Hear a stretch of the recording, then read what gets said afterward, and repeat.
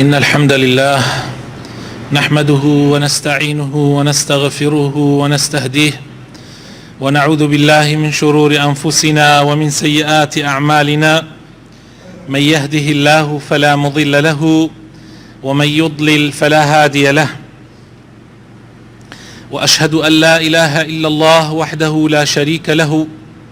وأشهد أن محمدا عبده ورسوله يا أيها الذين آمنوا اتقوا الله وقولوا قولا سديدا يصلح لكم أعمالكم ويغفر لكم ذنوبكم ومن يطع الله ورسوله فقد فاز فوزا عظيما. أما بعد، باشترين كلامي خواي پروردگارا كلا قرآن پیروزا اي فرميو باشترين ريبازي محمد مختار صلى الله عليه وسلم وخرابترين رێگا و ڕێباز ئەو ڕێگا و ڕێبازانەیە کە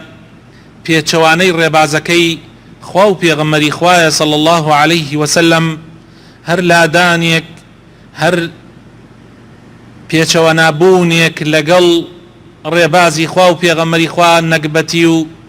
بەدبەختی ئەهێنێ بۆ خاوەنی ئەو ڕێبازانە و بۆ ئەوانەشی کە شوێنی ئەو ڕێبازانە ئەکەون. خوا پەنامان بدا. ئەمە لە دنیا لە قیامەتیشا بە تەئکید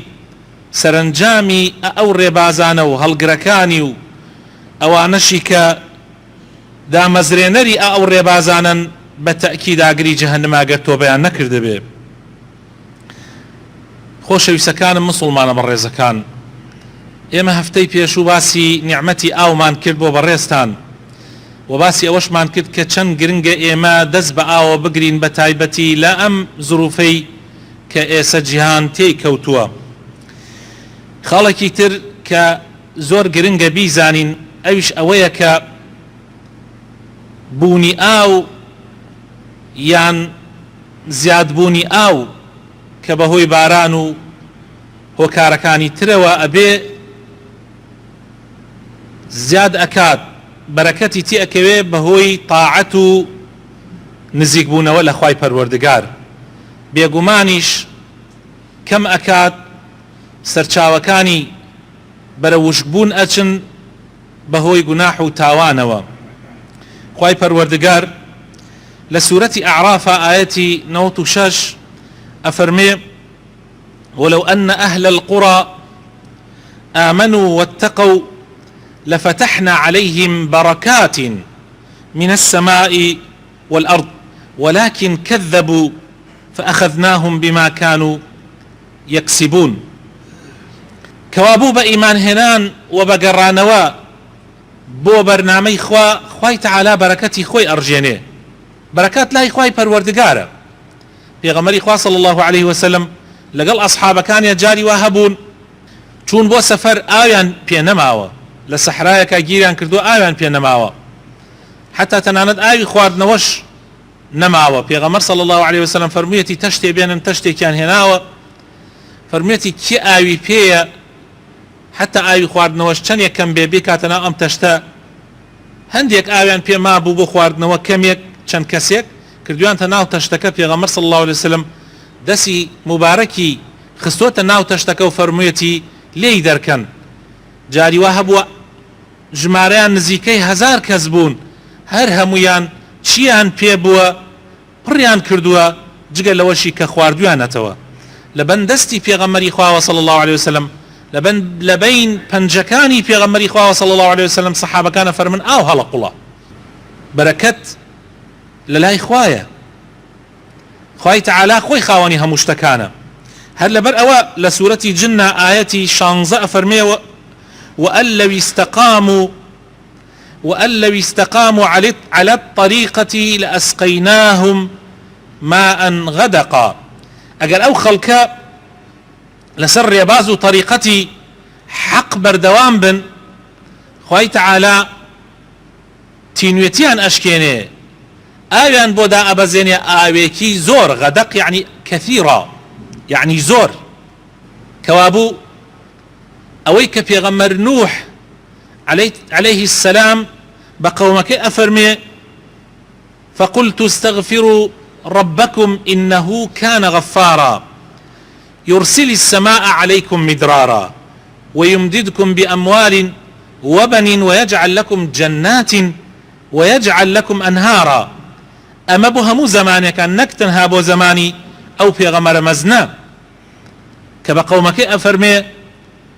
ئێوە داوای لێبوردن لە خوا بکەن و تەوبە بکەن بێگومان کە تەوبە بکەن و بگەڕێنەوە لای پەروەردگارتان خوای تەعالا لێبوردێ و لێتان خۆشە بێ لە ئاسمانەوە بەرەکەتی خۆیتان بۆ ئەنێرێ و مناڵتان پێ ئەبەخشێ پارەتان پێ ئەبەخشێ و سەر زەویتان بۆ ئەکاتە باخچە و بەهەشت و ڕووباری پڕپیت و بەرەکەتتان بۆ ئەنێرێ. یعنی لە ڕاستیە ئەمانە هەمووی مڵکی خوان بە ئیزنی خوا زیادەکەن و بە ئیزنی خوش کەمەکەن بۆیە ئەبێ ئاگامان لێی بێ و بە وریاییەوە تەماشای ئەو مەوزوعە بکەین. لە حەدیثەکەی ئیبن عومەرە هاتووە عەبدوڵای کوڕی ئیمامی عومەر خوای لێ ڕازی بێ پێغەمبەر صلی الله عليه وسلم فەرمووی یا معشەر المهاجرین ئەی کۆمەڵەی کۆچبەران ئەوانت دیارە زیاتر لەگەڵ پێغەمبەر بوون لەو کاتە کە پێغەمبەر ئەم حەدیثەی فەرموو صلی الله عليه وسلم فەرمووی خصال خمس إذا ابتليتم بهن وأعوذ بالله أن تدركوهن. پێنج شت هەیە خوا پەناماندا ئەگەر پێی گەیشتن و پەنا ئەگرمە خوا پێی نەگەن. پێنج حاڵەتی زۆر خەتەر ڕووەدا ئەگەر ئەو پێنج شتە ڕووبدا لە ناوتانە. لم تظهر الفاحشة في قوم قط حتى يعلنوا بها إلا فشى فيهم الطاعون والأوجاع التي لم تكن مضت في أسلافهم الذين مضوا. هر كات فاحشة لنا هر قوم يكا زيناو بأخلاقي بدروشتي نيربازي ميبازي أو جورشتانا أو فاحشانا قال لنا هر قوم يكا بيدا ببن پاشان بە ئاشکرا بیکەن و بەبێ شەرم بڵاوی کەنەوە هەندێک تاعون هەندێک دەرد هەندێک بەڵا ڕوو ئەکاتە ئەو قەومە کە لە قەومانی پێش و ئەوانە نەبووە. تەماشاکەن خۆشەویستەکانم تەماشای تۆڕە کۆمەڵایەتیەکان بکەن تەماشای تیکتوک و یوتیوب و ئەو جۆرە بەرنامانە بکەن ئەمە بزەبت ئەبینن بە چاو. تەسەور ئەکەن ئێستا قەومانێک هەیە کۆمەڵانێک هەیە ڕێکخراویان داناوە لە هەموو جیهانە زەختێکی زۆریان هەیە لەسەر دەوڵەتەکان و حکومەتەکان چجا لەسەر تاکەکان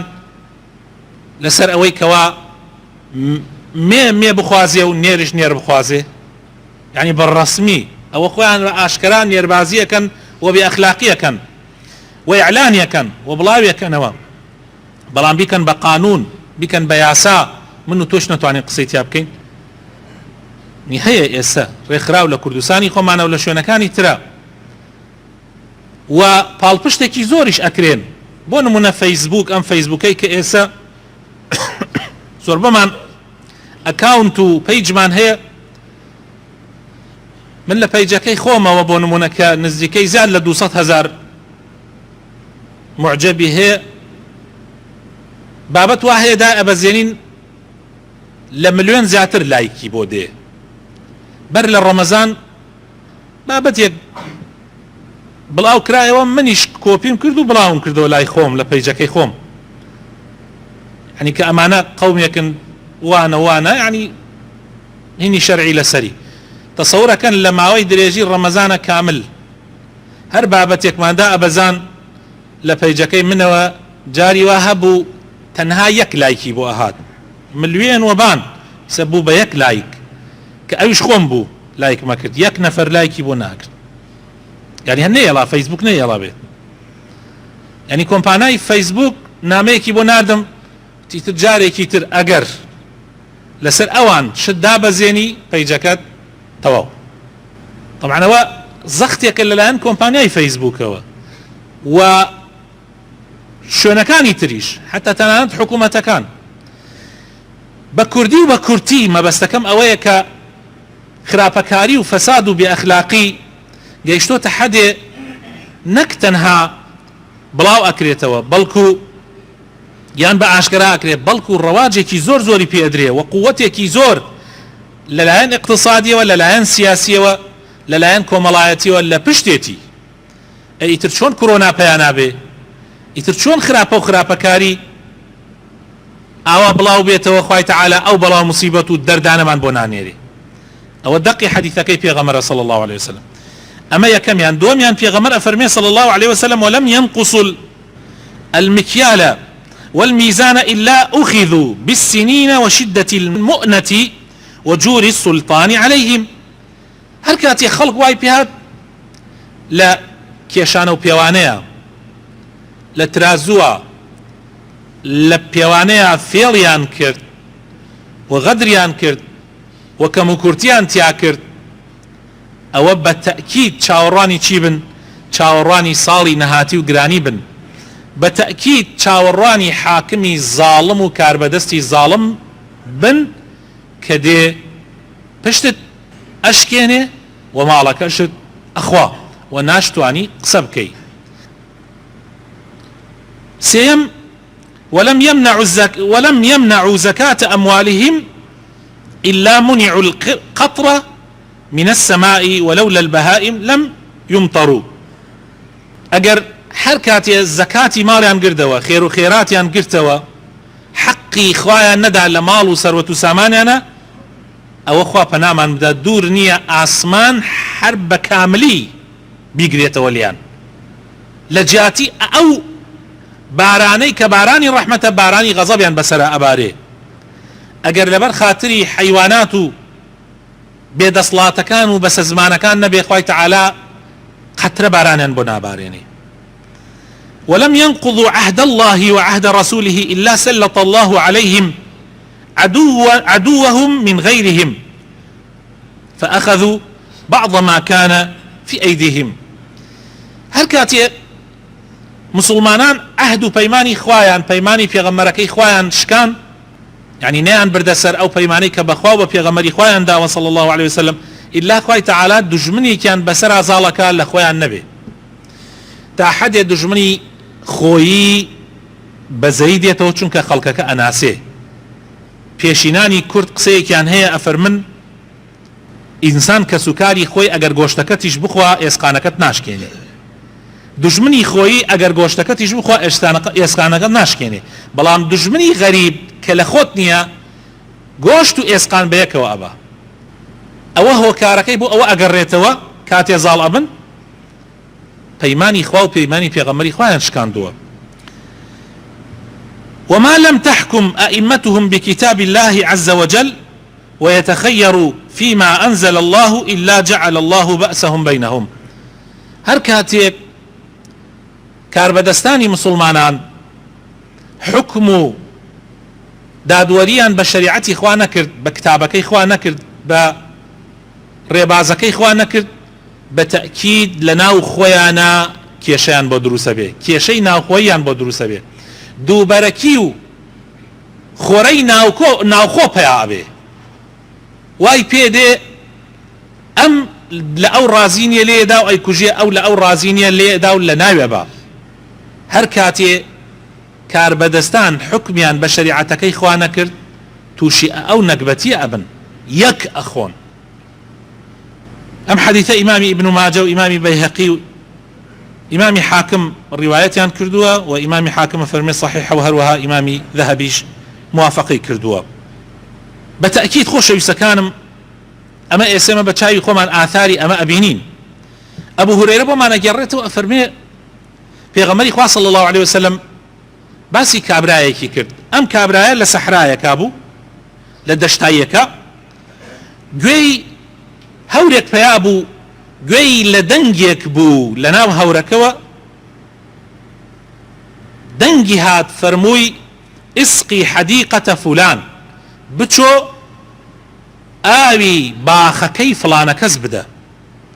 كابرا زور سيري لي هات هم دنگت چي بو وفلانة كسكيه الله توزيكي بيچو هوركا روش لشوينيكاو دسي كرد بباران و آوكي روشتا دوليكو پاشان روشتا ناو چند جوگيكوي كي لو جوگانا ام شويني كوت روش لقل يا روش بزا ام آو بو كوي اروا تا قشت بشوينيك تەماشای کرد پیاوێک خەریکی بێڵێکی بەدەسەوەیە خەریکە ئاوەکە دابەشە کاتە سەر زەویەکەیە کە باران لە هیچ شوێنێک نەبوو ئیلا لەوێ نەبێ و ئاوەکەش بۆ ئەو شوێنە ئەڕۆیشت. ئیتر ئەمیش سەلامی کرد و کابرا جوابی دایەوە وتی زەحمەت نەبێ ناوی تۆ چییە؟ وتی بۆچی ناوی منت بۆ چییە؟ وتی وەڵڵاهی ئەگەر ڕاستی تەوێ ئەمە مەوزوعەکەیە ئاوە. گوێم لە دەنگێک بوو لە ناو ئەو هەورەوە وتی بڕۆ ئاوی زەویەکەی فڵانە کەس بدە، پاشان باران دەستی پێ کرد، پاشان ئاوەکە چوە ناو دۆڵێک و ئەم جا هاتە ناو ئەم جۆگەیە و منیش بە جۆگەکەی هاتمەوەتە هاتمە ناو سەر عەرزەکەی تۆ. وتی دەیکەوا بوو من ئەمەم شاردوو بووە بەینی خۆم و خوا، مادام تۆ ئەمەت بۆ باس کردم منیش حکایەتی خۆمت بۆ باسەکەم، ئەویش ئەوەیە کەوا من ئەم زەویەی کە خوای تەعالا پێی داوم کردوم بە سێ بەشەوە. بەشێکی دام ناوە سەرفێکەم لەسەر عەرزەکە خۆی، پێداویستی عەرزەکە پێویستە ساڵانە و هەر کاتێک کە کاتی خۆی بێ پێویستە مەسروفی لەسەر بکرێ. و بەشێکی ترم داناوە بۆ ماڵ و مناڵم سەرفێکەم، بۆ خۆم و ماڵ و مناڵم سەرفێکەم، و بەشێکی شیم داناوە بۆ خوای پەروەردگار. لە 3 دینارە دینارێکیم داناوە حەقی خوایە و خوام کردوتە شەریک لەگەڵ خۆمە. لە ڕاستیە ئینسان ئەگەر بۆ خوای یەکلا ببێتەوە خوای تەعالا لە هەموو شوێنەکانەوە بەرەکەتەکە ئەنێرێ بۆ ئەو، بۆ باخەکەی ئەو، بۆ ماڵەکەی ئەو. یعنی ئەمە لەوانەیە ئێستا ئێمە ڕۆژانە ئەم حکایەتە لە ناومانە پەیا ببێ و هەبێ. تەسەور بکەن عالم هەمووی ماڵی حرام بێ، من لە خۆمەوە دەستی پێ بکەم بڵێم مادام ماڵەکەی من حرامە حەڵاڵ نەما، هەنێ کەسێ ئەو کەسانی وا ئەڵێن وەڵی حەق نەما لەسەر زەویە، ئەوە زان بۆ واڵێن چونکە خۆی لە حەق لایداوە وازانێتتر حەق نەما. ئەوانەی وا ئەڵێن حەڵاڵ نەماوە خۆی حرام خۆرە وازانێتتر عالم هەمووی حرام خۆرە. بەسوانیە ڕۆژانە خەڵک حکایەتی خۆی باسەکات، تۆش گوێت لێ ئەبێ. تۆ ئەگەر بۆ خوای تەعالا بڕیارێ بدەی فەقیرێکا لە دراوسێتانە بڕیار بدەی نێڵی ئەو فەقیرە پێویستی پێ بێ، مادام تو هەتە تۆ دایکتیان باوکتیان برایەکتیان کەسێکت محتاجە و مەیە لە خەڵکی تر بەزەی پیانە بێتەوە، تۆ بەزەی پیانە بێتەوە، بزان خوای گەورە چۆن ڕەحمەت پێکە، دڵنیابە ڕەحمەت پێکە، دڵنیابە مادام بۆ خوا شتێکت بڕیار داوە بینی خۆت و خوا، بۆ کەسیش باسی مەکە. برینە ئەم مەوزوعانە بینی خۆت و خوا بێ خۆشە. ئیسا ئەو پیاوە کە لە حەدیثەکە پێغەمبەر صلی الله علیه و سلم باسێکە، حەدیثەکە ئیمامی مسلم، خۆ هاواری نەکرد لای خەڵک باسی کا بڵێ من ماڵەکەم ئاوا دابەش کردو ئاوا، ئەو مژدەی بۆ هێنا بۆیە ئەمیش ئاوای وت، ئەگینا بۆ کەس باسی ناکرد. و پێغەمبەر صلی الله علیه و سلم وەکو وحی بۆ ئێمە گێڕێتەوە لەلایەن خوا، و پێغەمبەر صلی الله علیه و سلم ئەم حکایەتەی ئەم بەسەرهاتەی بیستووە بۆی باس کراوە. تۆبەکردنیش زۆر گرنگە، تۆ مەڵێ تازە کات تێپەڕی کرد، کات تێپەڕی نەکردووە. ئیمامی ئیبن قودامە لە کتێبی ئەتەوابینە بۆمان ئەگەڕێتەوە ئەڵێ لە زمانی موسا عەلەیه السەلام بێبارانی و گرانی لە ساڵێک لە ساڵەکانە دەستی پێ کرد. ئەڵێ خەڵکی بەنی ئیسرائیل چوونە لای موسا عەلەیه السەلام فەرمویان ئەی کەلیمی خوا، تۆ لەگەڵ خوایە قسە ئەکەی، داوامان بۆ بکە خوای تەعالا ئەم وەزعمان لەسەر لابە، ئەم بێبارانی و وشکە ساڵی و ناڕەحەتیمان لەسەر لابە. موساش عەلەیه السەلام پێی فەرموون هەڵچین با بەیەکەوە بچین، چوونە دەشتێک دیارە زۆر بوون، هەتا ئیمامی ئیبن قودامە فەرمیێ 7,000 کەس بوون بە یەک جا بە مناڵ و بە ژن و هەمویان چوونە دەشتێکی چۆڵ و داوایان لە خوای پەروەردگار کرد. موسا عەلەیه السەلام فەرمووی خوایە ئەی پەروەردگار ڕەحممان پێ بکە و بارانمان بۆ ببارێنە، ئەگەر ڕەحم بە ئێمەش ناکەی ڕەحم بە مناڵە شیرخۆرەکان بکە، ڕەحم بە پیاوە پیر و ڕیش سپی و پەکەوتەکان بکە، ڕەحم بە حەیوانات و ئەو هەموو ئاژەڵە بەسە زمانە بکە. ئەفەرمێ ئاسمان تا بێ هەوریتیان نەئەما و تا بێ گەرما زیاتر ئەبوو. ئەڵێ موسا عەلەیه السەلام زۆر لاڵکایەوە لە خوای پەروەردگار فەرمووی خوایە چی بێ حکمت لە ئەمە؟ وحی بۆ نات خوای تەعالا فەرمووی کەسێکتان تایە 40 دانە ساڵە گوناح ئەکا و گوێی ناداتی، 40 دانە ساڵە بارانتان بۆ نابارێنم حتا ئەوە لە ناوتان نابێ. ئەڵێ موسا عەلەیه السەلام ڕووی کردە بەنی ئیسرائیل و فەرمووی حاڵەکە ئاوایە بە گەورەکان و ڕیشتپێکانی بەنی ئیسرائیل، بانگدەرێک با بانکە یان چەند بانگدەرێک بانکە ئەو خەڵکە ئاگادارکەنەوە کابرا ئەو کابرایی کە 40 ساڵە گوناح ئەکا و تەوبە ناکا و بەرامبەر خوا وەستاوە بە دەرچێت لە ناومان. ئەڵێ بانگدەر بانگی کرد و ئەوانە کابراش گوێی لێتی سێ ئەم لا ئەولایە کرد و سەیر ئەم خەڵکەیە کرد، یەک کەس دەرناچێ زانی مەوزوعەکە ئەوە مووقفەکە زۆر قورسە کابرا نەیەزانی چی بکە خوایە دەرئەچێت فەزح بێ دەریش ناچێت خواب گرانی و بێبارانی وشکە ساڵی هێناوەتە سەر بەنی ئیسرائیل و لای نادا ئەڵێ کابرا زۆر پەشیمانەوە بوو زۆر وتی یا ئیلاهی یا سەییدی ئەی پەروەردگارم ئەی گەورەکەم ئەی خوایە تۆ ئەی بیریت وەزعەکەی من چۆنە من چی بکەم لەم مووقیفە چی بکەم ئەڵێ سەری کردە ناو کەلپەلەکەی خۆی هاو داوای کرد لە خوا لێی خۆش بێ ئەڵێ قسەکانی تەواو نەکرد خۆی تەعالا هەوری هێنا و باران دەستی پێکرد ئەڵێ باران دەستی پێکرد خەڵک زۆر دڵی خۆش بوو موسا عەلەیهی سەلام فەرمووی خوایە نازانم خۆ دوات فەرموو بەس ئێستا ئەم بارانە و ئەوانە بە هۆکاری چیەوە بوو فەرمووی بە هۆکاری ئەو کابرا گوناحبارەوە بوو کابرای 40 ساڵەکە فەرمووی چۆن فەرمووی تەوبەیەکی کرد کەوای کرد یەکسەر من بارانەکە ببارێنم فەرمووی خوایە پێم پیشان دەبزانەوە کێیە تەوبەکەی ئەوە گەورە بێ کە یەکسەر تو باران بارێنی فەرمووی موسا من 40 ساڵە ئەو پیاوە سترەکەم ئێستا ئەتەوێ پاش تەوبەکردنی یعنی 40 ساڵە ئەو کابرا گوناحەکە من هەر سترێکم ئەتەوێ ئێستا تەوبەی کردە من کەشفیکەم داواکارم خۆی پەروەردگار بۆ خاتر ناوە جوانەکانی خۆی ڕەحمان پێ بکە هیدایەتمان بدە نوری ئیمان بخاتە دڵەکانمانەوە یا ڕەبی خوایە ئیسلاحی حاڵمان بکەی یا ڕەبی خوایە دوورمان خەیتەوە لە تاوان و لە گوناح یا ڕەبی خوایە لەوانە بین کە بەڕاستەقینەی ئەگەڕێینەوە بۆ لای تۆ یا ڕەبی خوایە ئەم دەرد و بەڵایەمان لەسەر لابەی یا ڕەبی خوایە بازەیت بە کوردستانە بێتەوە دووبارەکی و تەفریقەی تیا نەیەڵی یا ڕەب العالەمین